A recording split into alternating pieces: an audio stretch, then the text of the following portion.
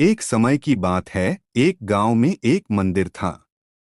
उस मंदिर में एक हाथी रखा गया था। शाम के समय हाथी रोज तालाब में स्नान करने जाता था।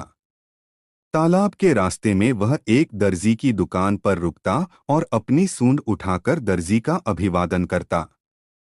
दर्जी हर दिन हाथी को केले खिलाता था।